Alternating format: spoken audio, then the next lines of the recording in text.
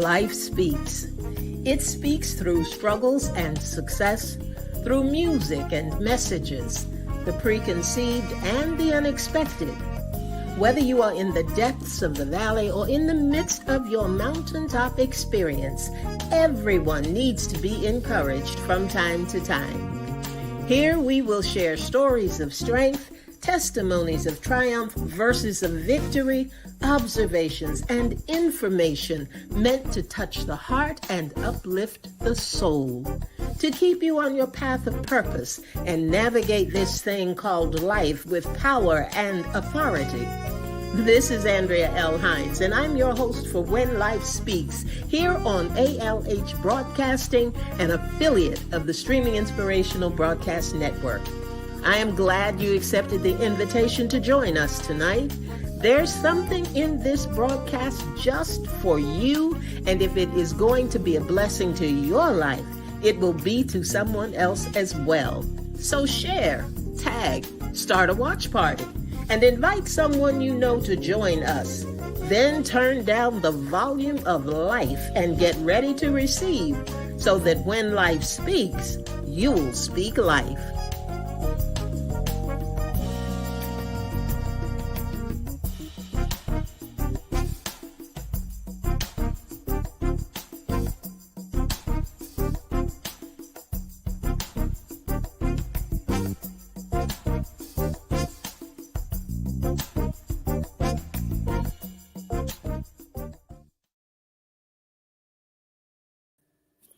Well, good evening, everybody, and welcome to When Life Speaks. We got some early listeners on with us already. Good evening to you, Linda. Hey there, Miss Ida Batts. Glad to have you on this evening. Thank you for joining. Hello, Macy Hill. Good evening to you. Glad to have you on the line. And my faithful Bernice Clark. Hey there, Bernice. Glad to have you as well. Francina, how are you? Good to have you this evening. And also our South Carolina connection there, Angie. Oh, good to have you this evening as well. Well, I tell you what, I'm not even going to do housekeeping tonight because you know I usually have something to tell you. I tell you about what's coming up and what we're going to have in the next few broadcasts, but I'm not even going to do any of that because I don't want to waste a moment.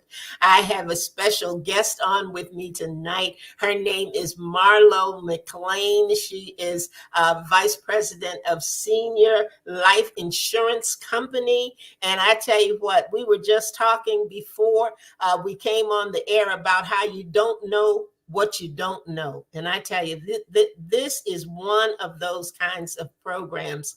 Marlo, good evening to you. Glad to have you. Glad to have you. Welcome to When Life Speaks. Thank you. Good evening. I'm excited to be here. I am so glad to have you, and I've been looking forward to this because there are just some things that happen to us and can happen with us that are a little unexpected. We think that we are educated in certain things. We think we know exactly what's going on in certain areas. And then we find, there's a glitch here. There's something that I wasn't expecting. Hey there, Mita, how are you? Glad to have you on the line tonight as well. And I'm going to be a little transparent. We've been doing some things, Marlo, called Senior Sidebar. And we've been bringing to light some things that seniors need to know, things that seniors need to be cautious of, but also any age group, because if you're blessed and you live long enough, you're going to fall into the senior category. And there are just some things that you need to know. And we look sometimes and we see things on Facebook that come through that are asking GoFundMe's because a loved one has passed and they didn't have insurance. And sometimes we think, oh, they were just negligent. They didn't prepare. They didn't have anything for their loved one. But here recently, I have discovered that very well may not be the case at all. And as I was reviewing my papers and everything recently, I looked at my life insurance policy and discovered that it wasn't a forever policy that they had, that there was a time limit on it. And my time limit, I think I told you, Marlo, was 95. Well, that may sound like, oh, that's, a long way away. And when I first got the policy, if somebody had said 95, I would have felt that way. But then I have to remember that my grandmother lived to be 101. Mm-hmm. So their long life is in my family. What I didn't want to have happen was discover that I had paid on insurance all this time and ran the risk of not having anything when I Mm-hmm. and Mm-hmm. have my family on one of those GoFundMe pages or something after Mm-hmm. all those years. So what I want you to do tonight, and I'm going to give Marlo the floor for a lot of this because she and I were talking, and she was telling me things like, insurance is for different things. It's not just to have enough to bury your loved one, but there could be other reasons that you have it, and your reason for having it ties in with the amount of it that you get, ties into the type of insurance that you really Mm-hmm. want. So tell us a little bit about what some of the reasons are that people get life insurance in the first place. Yeah, well, thank you again for allowing me to be on the broadcast tonight, and I look forward to really giving you all some good insight, about life insurance, and everyone needs life insurance. As we said earlier, no matter what age group you're in, you need some form of life insurance.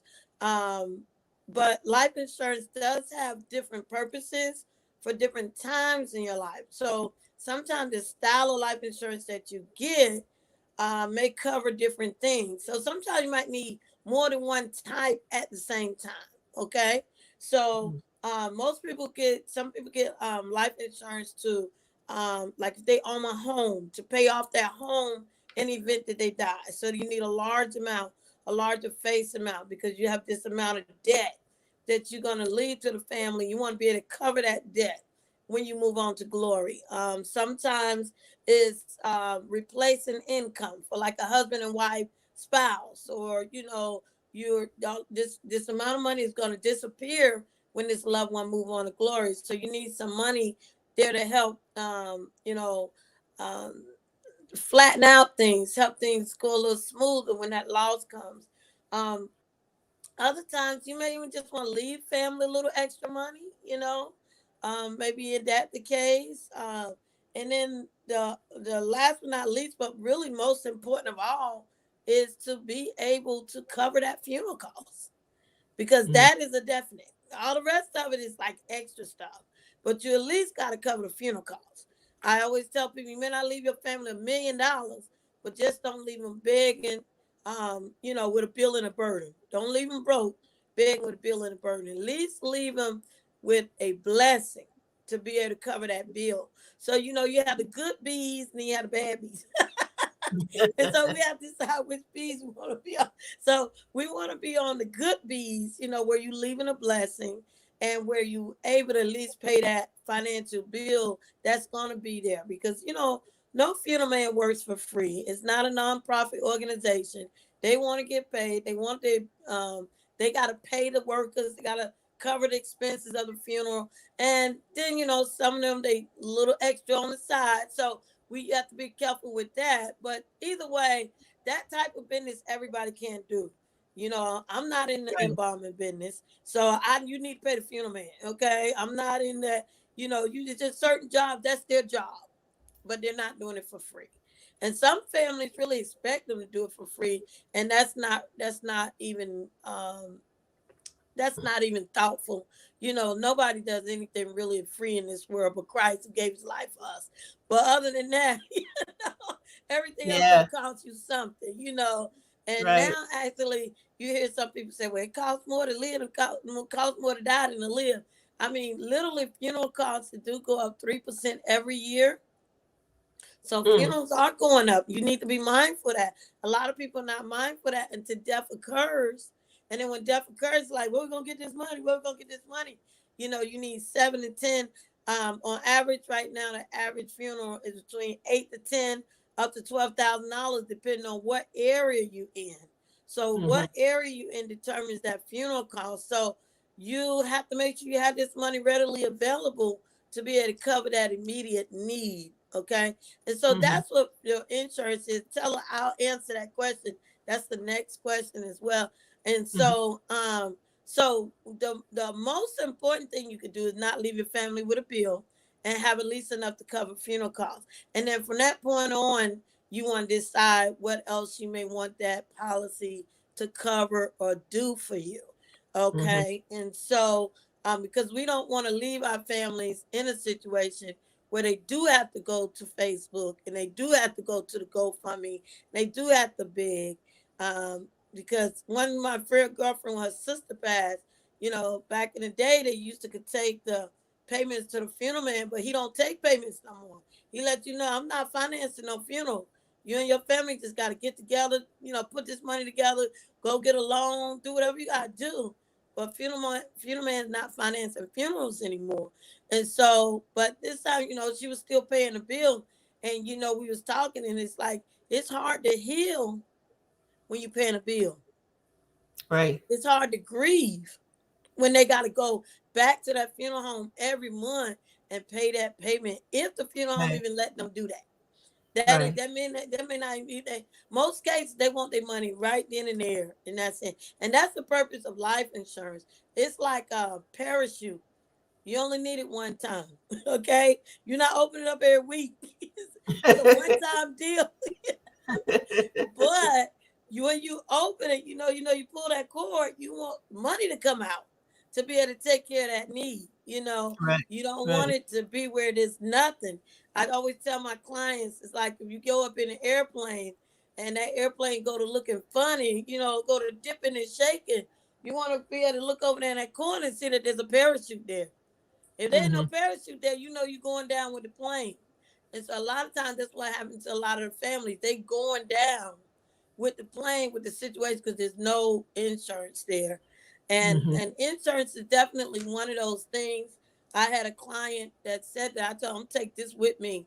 And it says one of those things that is better to have it and not need it than need it and not have it. It's Yeah. way too late after death occurs, talking about you gonna get some insurance. It's too late. So now someone asked earlier the different types of insurance, which was what I was gonna go through next. There's actually three different types of insurance. Now you go to insurance companies and they all have a different name, as I was telling Miss Hines. They all have a Mm-hmm. different name for it. And this is my flex plan, or this is our so and so plan. But there's only three, I'm put my little finger, three different types of insurance. You have whole life, which literally lasts the whole time of your life. Okay? It will last as long as you do. It doesn't run out before you run out. Okay? Ultimately, that is the one you want. Whole life costs a little more money in the beginning, but it levels out to be a little more affordable in the end at the end of your lifespan. And whole life, most people don't get as much whole life because it is a little more costly because whole life lasts the whole time of your life, even when you're aging. So whole life lasts as long as you do. Most whole life plans are mature at 100. You'll get the money back, or it'll go just long as you go. So it's not like it's gonna run out. Now, on the other hand, you have what we call term life. And at one point, in the 80s and 90s, there was, several people was getting buy term and invested different, buy term and invested different. A lot of people was getting term life because term life is just what it says it is. It is for a term of time. And then when that time runs out, the policy runs out. There's nothing left. Once that time is gone, whether it's 5 year term, 1 year term, 10 year, 15, 20, 30 year, if you can get it 30. Most times you can't get more than 20. Um, it's over. Now you have to restart back over at your new age, your new health. And most times at that point, they're going to look at your age. And as we age, our rates go up. And our Mhm. rates goes up because we, as we age, we become what we call a higher risk. And they said, why you high risk? Because as we age, we may run into more health conditions. And even if you live long enough, you may just be at the age, your lifespan, you're getting older, so your lifespan is shortening. So when you're young, you can get insurance for this whole life or term dirt cheap. And people be like, well, why is it so dirt cheap? Well, really, what's going to happen to you when you're really young? The only thing that really can get you out of here most time when you're really young is a car accident. That's why car insurance is so expensive for young people, because that's the Mhm. first thing that could get them out of here. They're not dying from heart disease. They're not dying from cancer. They're not dying from strokes, COPD, Alzheimer's, none of that. That's about the only thing that get a young person out. So while you're young and at your best health, really, that's when you want to get the most coverage on yourself. I'd rather you get a whole life return. That's the most time because you're at the youngest age and you're healthy. Now, as we age, now we subject to more different things like heart disease, cancer, stroke, COPD. So they're looking at that when they're qualifying. Your age makes a difference. Women are cheaper than men because women tend to go to the doctor more than men. Most time men don't want to go to the doctor. By the time they get to the doctor, they find out something wrong. It may be too late. It may be nothing they can do about it. So a lot of times men would pay 15 to 20 up to $30 more than a woman would pay for that simple reason.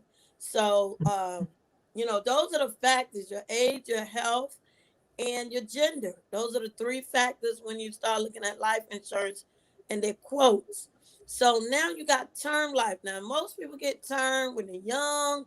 They be like, oh, I got 250,000, I got 200,000, and I got 100,000, and all of that is great. I got 50,000.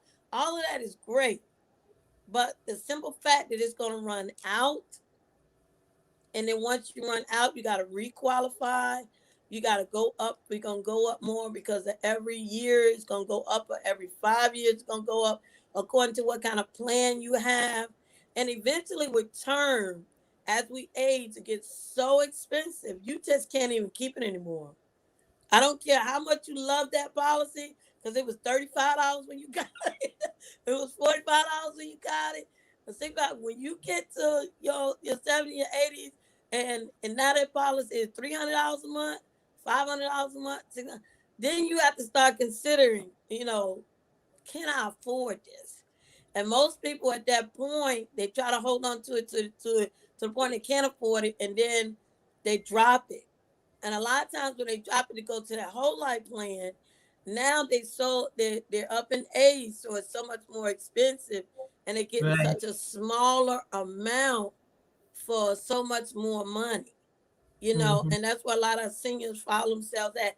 Even with the job, back Mhm. in the day, people be like, "Oh, I got insurance on the job. I got insurance on." Yeah, that's all well and good, but that job is nothing more than term. That's term group life. Soon as that job is over, in most cases, you don't have that You don't have policy anything. anymore. You Right. don't have nothing. But now you 20, 30 years older, if you stayed at the job that long, now you may even had a heart attack and stroke before you left the job. And it can cost 2 to 3 times more money to get life insurance because you Mhm. really only had term all your life, whether it was through the job or you got it on your own. As you age, term is going to get so expensive that you really can't afford to keep it up.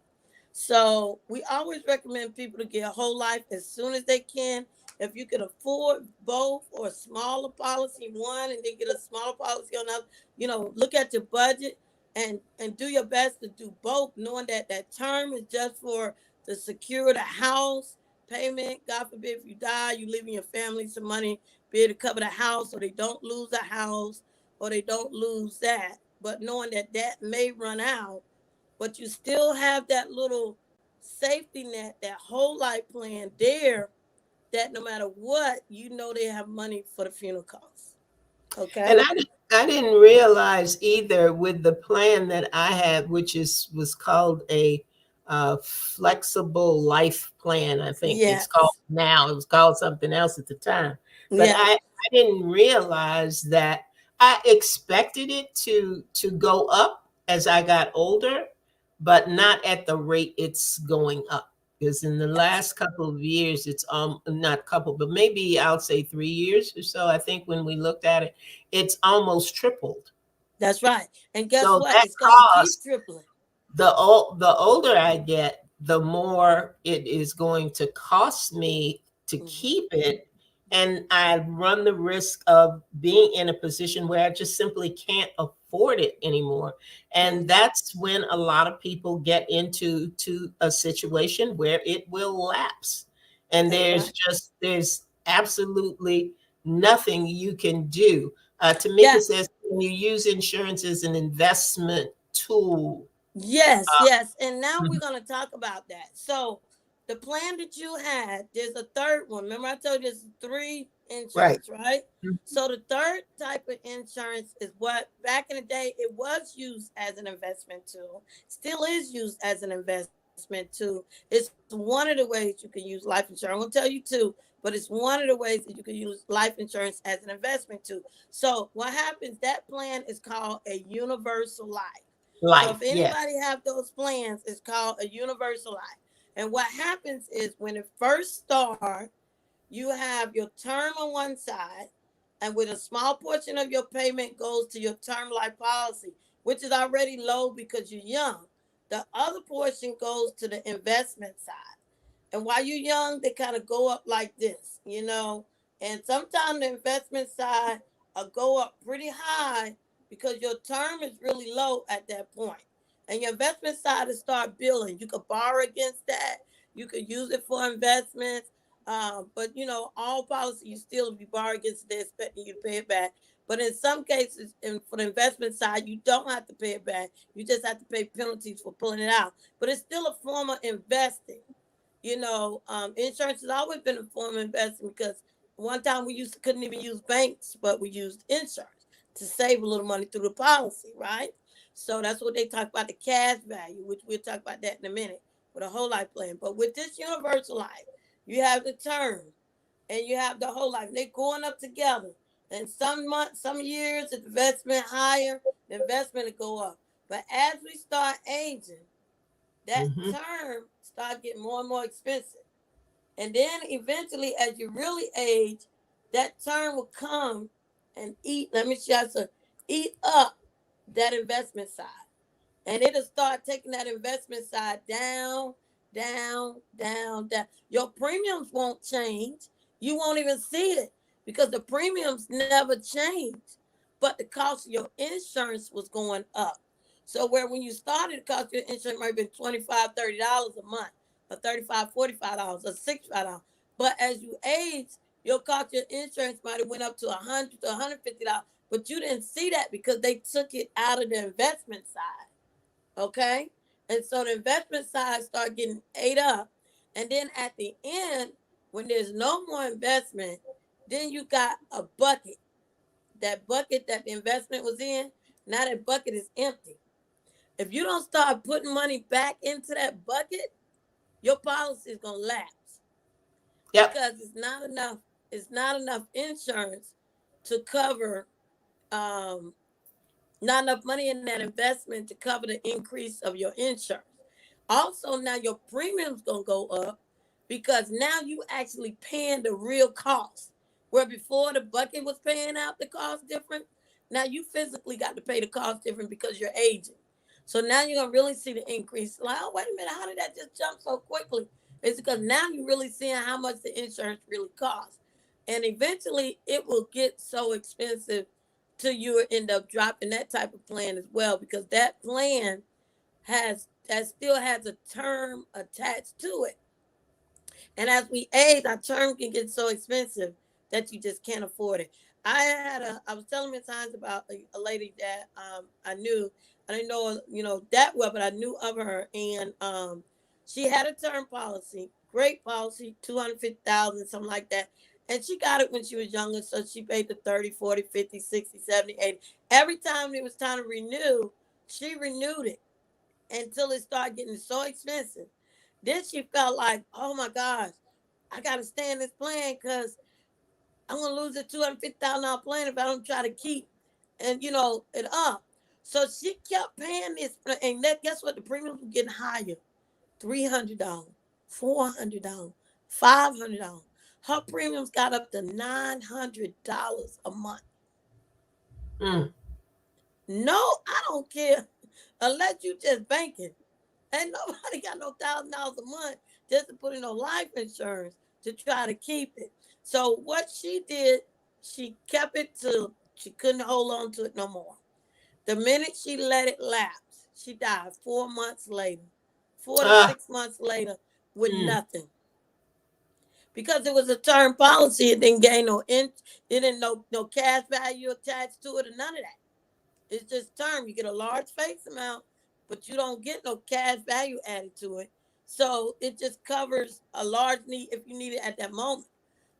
But she would have come out better when she got in her 50s or 60s, late 60s, maybe go ahead getting even just a 50,000 or 100,000 or even a 30,000 that she could keep up with. That way, by the time her family needed at the end of the road, they at Right. least have $30,000. Like I tell Hmm. them at times, you might want to leave your children a whole lot of money, but they grown. Okay, if you can't afford to leave them $1,000, don't kill yourself for that. Because you make sure you just don't leave them with a bill and a burden. That's the most important thing. You can leave them a couple of Right. thousand, good. That's great. But if you can't you got to stay within your budget because you're going to drop it anyway. I teach a lot of my families. I said it's better to have 5,000 that you can afford than 50,000 that you can't. Because as soon as you can't afford it, what's the first thing you're going to do? Drop it. It's going to Mm. lapse. So now that's the first way to invest. The second way to invest is get a whole life plan. Now, whole life, like we said, it lasts the whole time of your life. Right. Now, those term policies, they get really big policies, and your investment side can get really big.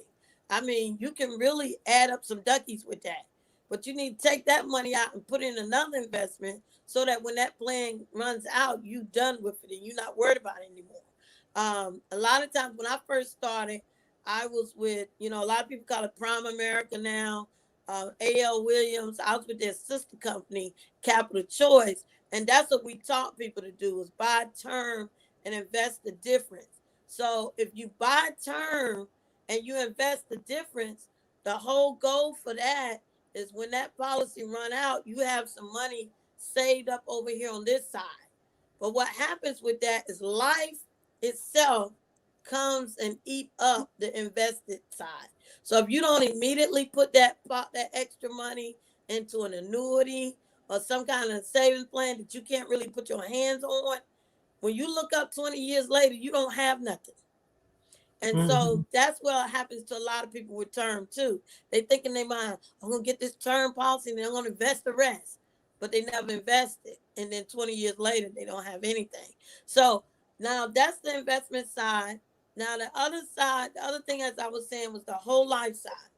Now, whole life is just what it says, whole life.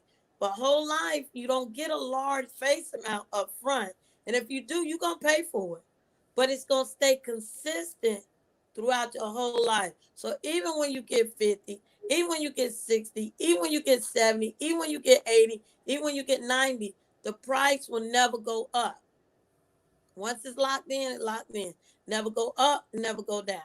That's why you can do a whole life. You set your budget according to that plan. Now, with that whole life plan, it also has what they call a little safety net. That little safety net is called a cash value.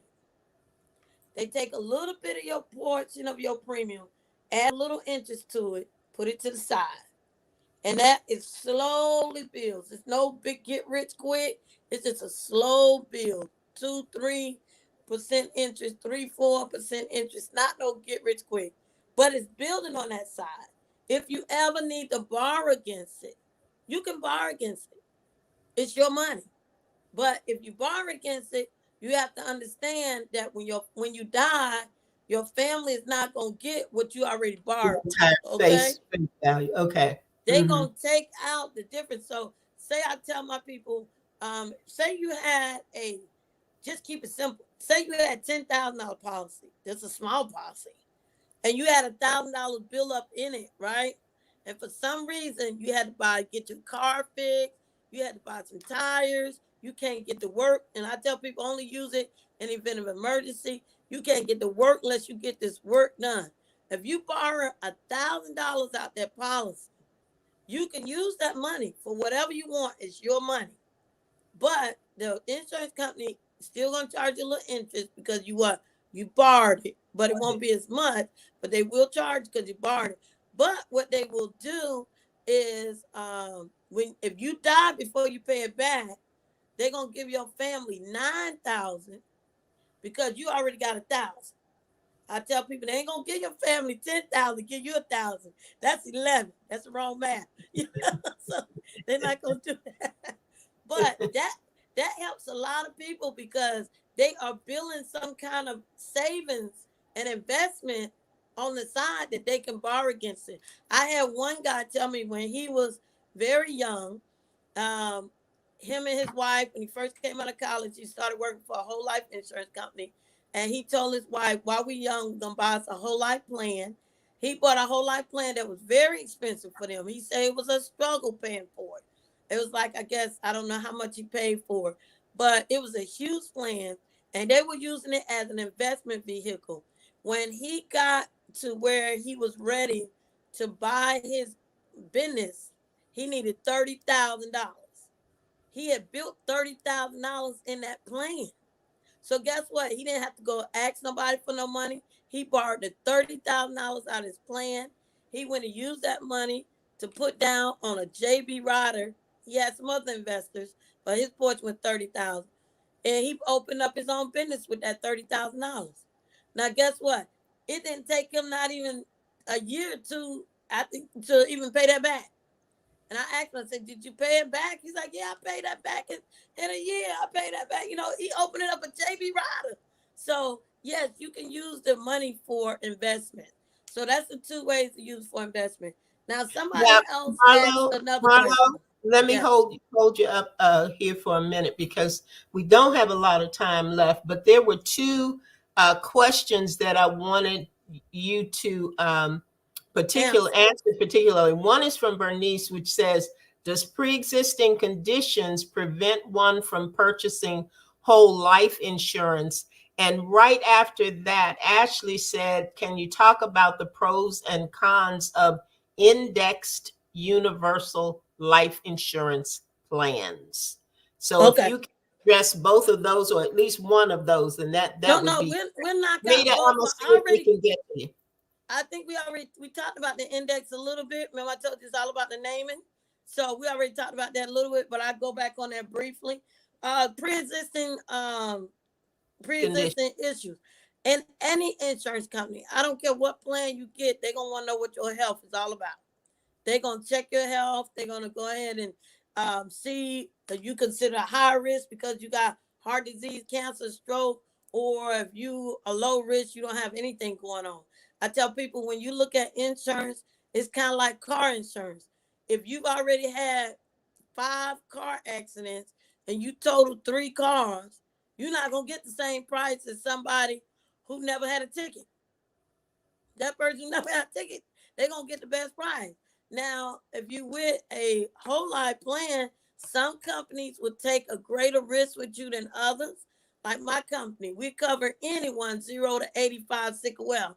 No matter what their health conditions are, they can have AIDS. We would still cover them. Now, will they pay more money? Yes, because they're considered a higher risk. Okay. So yeah, they're gonna pay more money. Will they not be able to get as much coverage?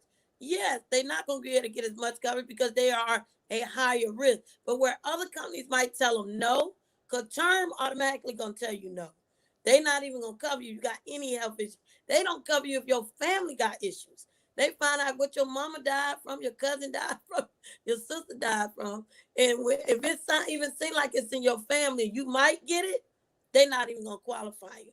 But whole life, they will take a little more risk with you, depending on what company that you work with. So it don't always necessarily knock you out the box. What it will do is maybe make you what we call have a waiting period. You ever heard them say the 2-year wait?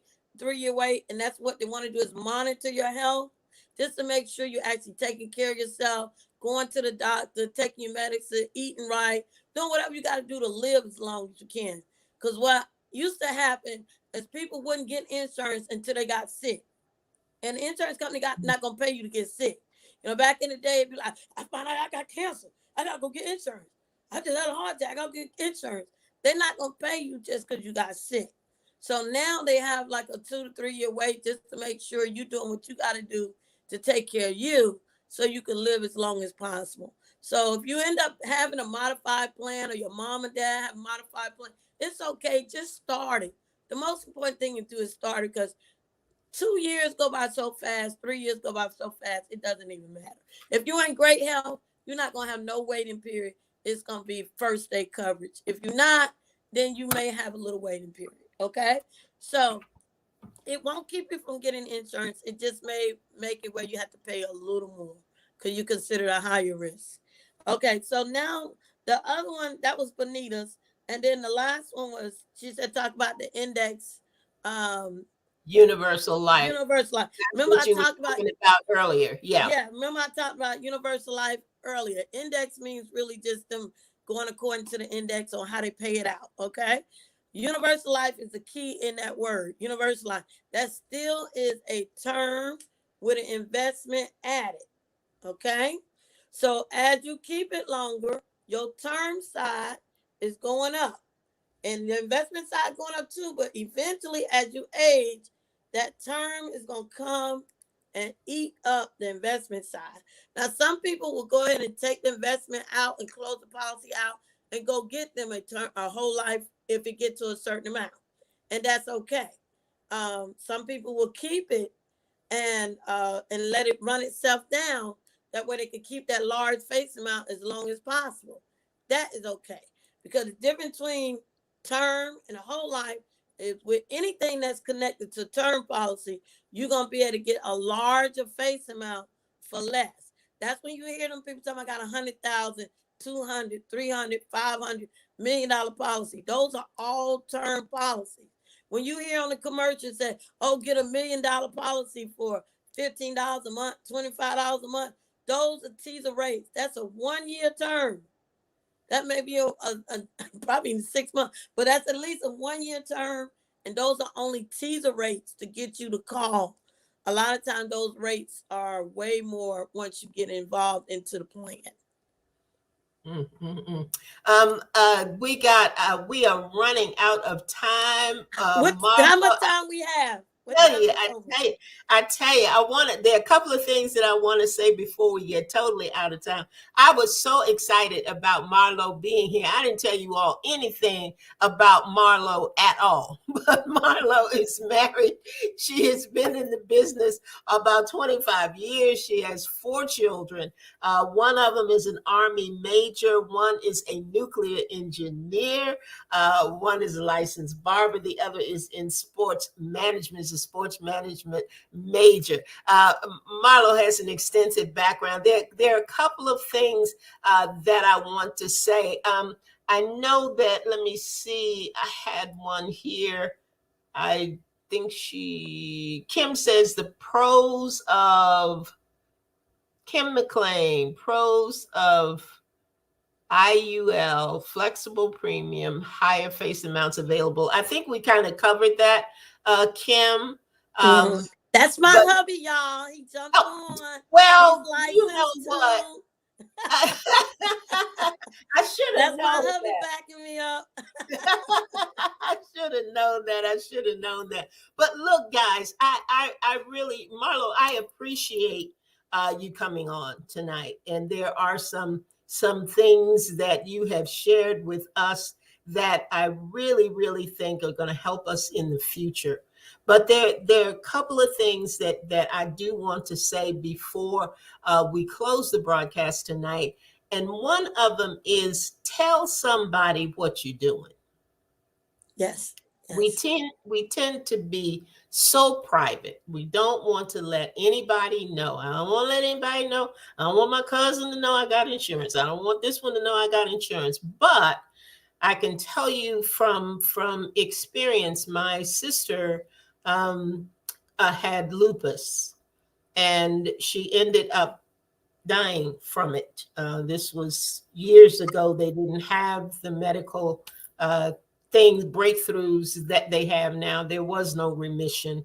You know, one day she couldn't see, the next day she had no kidney function, and it just, Mhm. was downhill for her. But because she had a good job at the time she got ill, Mhm. we thought that she had insurance. But when she had to leave her job, her insurance Mhm. lapsed, and nobody knew. And nobody Mhm. knew. So let somebody know what you're doing. Let somebody know what you have. Talk to somebody, because there was a lot about this whole flexible universal life policy thing that I didn't understand. So I went to Marlo. Go to somebody who knows what you don't know, and allow them to help you. Allow them to help you and lead you in the right direction. Now, Kim says cons of IUL has some fees, and if not, Alan, if you can bring Kim McLean, can you bring his comment in to the screen? Yeah, that's better. Has some fees, and if not quoted properly, the rates increase. You must qualify with your health conditions. It is case by case situation that you must sit down and speak with a professional familiar with IULs. And yeah, here's your plug from your hubby. You need to call her. She'll take care of you. And Yes. Alan, do we Look, have that's her my other. email that we can put up? Do we have her email that we can put Yeah, up? and that's my other agent just came on, Larry McLean. Said no Facebooks, no Facebook GoFundMe's. We're That's not right. doing That's those. right. We're not doing That's right. those. We're not We've gonna do. got Marlo's information there. If you need to get in touch with her, please feel free to do that. Marlo, again, thank you so very, very much for all Yeah. that you were able to share with us this evening. If you all have any questions that we did not have an opportunity to address, you can either contact Marlo Yeah. directly, or Yes, you yes. can contact me at speaklifewithandrea@gmail.com. That's speaklifewithandrea@gmail.com. And Marlo, are there any final words that you want to leave our listeners with as we close out tonight? Well, I just want to say thank you all for listening to me. I didn't put on there. I guess I should have mentioned I am a minister, all day minister. So my whole goal is to help families when I do go out. When I talk to them on the phones, education is the key. The scripture said that knowledge is power. So we want that knowledge. You don't want to go in it blinded. You want to get an understanding. Like Miss Hines said, ask questions, but also let your family know. A lot of families don't even know your policy exists. They over there struggling trying to pay for a policy, trying to do fish fries, and you might have had a policy, or you might not have a policy where they would have been willing to help pay for that plan, so you don't leave them with a burden. Because what happens when you don't have nothing, you leave your family with a burden. That's it. Nothing left but a burden. And that's what we don't want to do. We don't want to leave our family in a bad situation. We want to leave our families in the best situation. That's Amen. it. Amen. Thank you so much, Marlo. And I may have you on again and talk All about some more right. stuff, because I know this is not all you do. We're not going to get into the rest of it. I Well, know.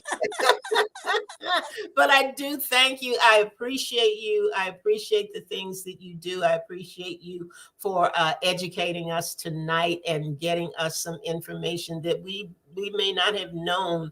I know that I am going to make some decisions. Now is the time Yeah. for me to make those decisions before my premium gets to a point where I can no longer afford it. Life insurance gives you the luxury to grieve. That Yeah. is a wonderful, Yes. wonderful statement. That's And if we right. don't That's give that's you one of my anything agents right else, there, Larry yeah, McLean. we're going to leave you with that. Insurance gives you the luxury to grieve. Well, Yeah. thanks again, and thank all of you for listening tonight, for coming in. You know, I am here every Thursday at All 7 right now. p.m. And I want you to come back. We've got some great, so I've got a great story of faith next week. You don't want to miss it. You want to come in and you want to be able to hear what is going on in someone else's life. And I tell you what, if you want to come back on Thursday, 7 p.m., you're going to turn down the volume of life for just a little bit and get ready to receive, so that when life speaks, you will be able to speak life. Good night, everybody. Thank you. Oh, I love it.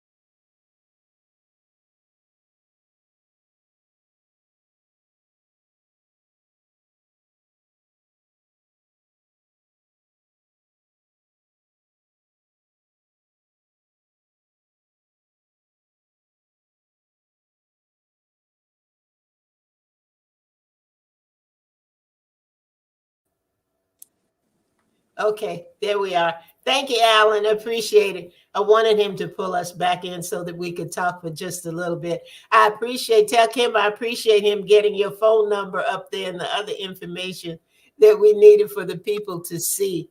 But I appreciate you. I thank you for everything that you